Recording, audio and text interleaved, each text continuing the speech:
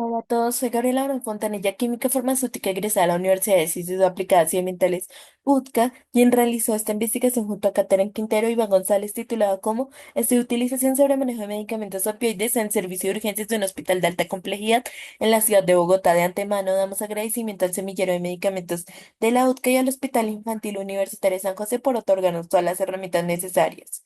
Inicialmente, como planteamiento del problema, abarcamos que en los servicios de urgencias existe una gran diversidad al momento de seleccionar tratamientos relacionados con el dolor.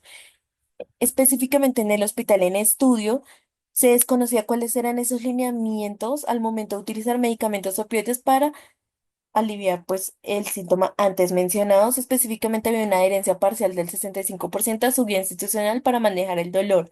Desde el servicio farmacéutico se reportó que había un incremento de uso de medicamentos opioides y por ello se propuso llevar a cabo una investigación que pudiera identificar cuál era el patrón de utilización de estos medicamentos, específicamente en el periodo de mayo a diciembre del año 2022. Como objetivo general se planteó desarrollar un estudio de utilización de medicamentos sobre el manejo de opioides en el servicio de urgencias del hospital de interés.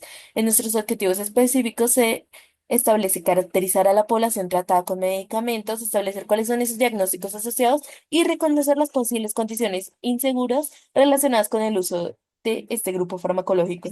Dentro de la metodología vemos 6 ítems. Inicialmente se seleccionó el estudio de utilización de medicamentos enfocado a la prescripción e indicación, siendo observacional, descriptivo, transversal. Pasó por una aprobación por parte del Comité de Ética de Investigación del hospital, dándonos como fuente inicial de información una base de datos a la cual se le aplicaron nuestros criterios de inclusión y exclusión, tales como pacientes mayores de 18 años a los que se les haya administrado medicamentos opioides, que hayan tenido una estancia superior a los 4 días dentro de la institución y que no tuvieran un historial de manejo prolongado de medicamentos opioides. Posterior a ello, se identificaron qué historias clínicas extraer del software propio del hospital y se volvieron a aplicar los criterios antes mencionados para recolectar la información en un documento Excel, aplicando todo lo que mencioné previamente, y de este modo el plan de análisis puede tener una base inicial de datos con 195.353 datos para finalmente haber adquirido 204 historias clínicas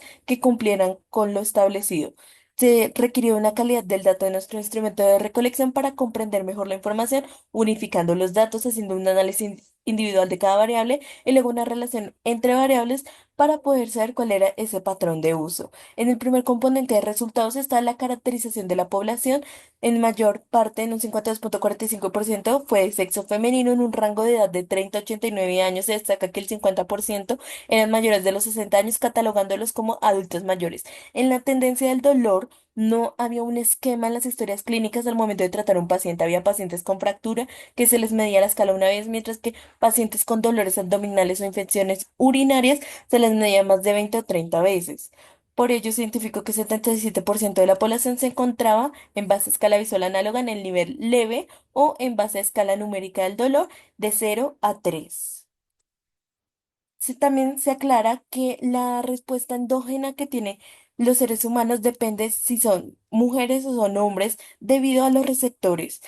En las mujeres se destaca que existen más receptores mu, mientras que en hombres existen más receptores kappa y delta, por ende, las farmacoterapias también responden de manera diferente.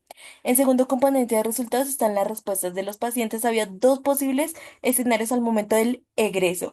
Había la mejora o la no mejora. En el 82% de los casos hubo una mejora, es decir, signos vitales estables, una adecuada evolución clínica y hubo una modulación del dolor, mientras que en el 18% de los casos los pacientes requirieron de un traslado a otra entidad hospitalaria, no tuvieron signos vitales estables, no hubo una adecuada modulación del dolor y algunos fallecieron. Durante su estancia en servicio de urgencias, el 61,46% de los pacientes requirieron de un traslado intrahospitalario a otros servicios como hospitalización UCI o cirugía ambulatoria. Frente a los ingresos, 59% de los pacientes requirieron de un único ingreso en el periodo estudiado, mientras que un 41% restante reingresaron al menos una vez con el mismo cuadro sintomatológico en la mayoría de casos. El tiempo en estancia y servicio de urgencia se destaca por ser estancias prolongadas. En el 72% de los casos duraron de 4 a 8 días, mientras que en un 28% abarcaron un rango de estancia entre 9 a 25 días. Esto se dio porque ya había saturación en los otros servicios y los pacientes requerían de una atención inmediata. En tercer componente de resultados están los diagnósticos. Se agruparon en cinco componentes generales en base a código CIE-10. Fueron enfermedades que afectaban al sistema circulatorio, digestivo, osteomuscular, genitourinario y en mayor medida traumatismos, envenenamientos relacionados con fracturas, contusiones, intoxicaciones, entre otros. Los diagnósticos secundarios fueron factores que influían en el estado de salud, específicamente por falta de actividad física. Había déficits proteico-calóricos, síntomas anómalos en base a laboratorios clínicos, enfermedades del sistema osteomuscular y traumatismos, envenenamientos. En cuarto componente de resultados estaban los medicamentos. Hubo cinco grupos farmacológicos utilizados en mayor medida, clasificados por su código ATC.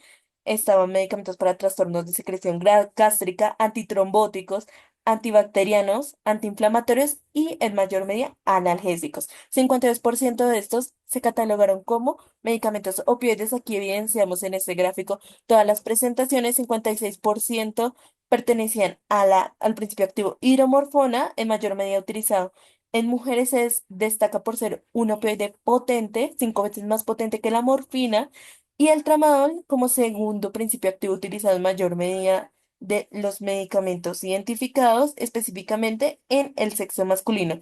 También aclaramos que el tramadol es un opioide débil. Frente a las dosis prescritas versus las administradas constantemente, dependía de la percepción del paciente cómo iba evolucionando los tratamientos. Se prescribió una total de 1.189 dosis y de estas solo se administró el 82%. Aclaramos que los medicamentos opioides potentes fueron los que menos se siguió lo esperado, las órdenes prescritas esperadas, debido a que los pacientes, según la entrevista que se les hacía, percibían menos dolor con este tipo de farmacoterapias. Algunos de los motivos por los cuales no se administró fueron cancelaciones, no administraciones y suspensiones. También se analizaron las dosis diarias prescritas en contraste con las dosis diarias definidas por OMS y sus miligramos equivalentes a morfina. En base a literatura, fueron dosis bajas porque eran inferiores a los 20 miligramos equivalentes de morfina. En todos los casos se presentaron. Y se destaca que muchas veces se seleccionaba como primera farmacoterapia medicamentos potentes antes que seguir la escala analgésica propuesta por la OMS, en contraste a cuál era el diagnóstico principal y cuál era esa escala del dolor presentada por los pacientes. Hubo cuatro condiciones inseguras identificadas. En el caso de las interacciones medicamentosas, 64% de los pacientes las presentaron. En su totalidad fueron 377 con los síntomas de sedación profunda, estados tenues de coma, depresión respiratoria y síncope. Frente a los tres eventos adversos asociados con dispositivos médicos, fueron aislados y en su mayoría el equipo sanitario ya lo había resuelto. Un ejemplo es el paciente de 41 años, quien tenía un soporte de oxígeno y empezó a sentir fatiga cuando no había un correcto traspaso de este gas medicinal. Posteriormente se hizo una evaluación, se cambió de dispositivo médico y el cuadro sintomatológico disminuyó. Hubo cinco reacciones adversas relacionadas con la sintomatología de las interacciones medicamentosas mencionadas anteriormente. En su mayoría hubo duplicidad terapéutica y estas se catalogaron como A debido a que fueron respuestas farmacológicas excesivas pero esperadas relacionadas con los efectos conocidos de la actividad terapéutica de estos medicamentos. Hubo 49 errores de medicación, en su mayoría catalogados como A, posible daños al paciente sin llegar a afectarlo, siendo en gran medida errores de digitación como dosis no administradas, administración de miligramos diferentes a los ordenados inicialmente, formulaciones erróneas y administraciones con horas de diferencia.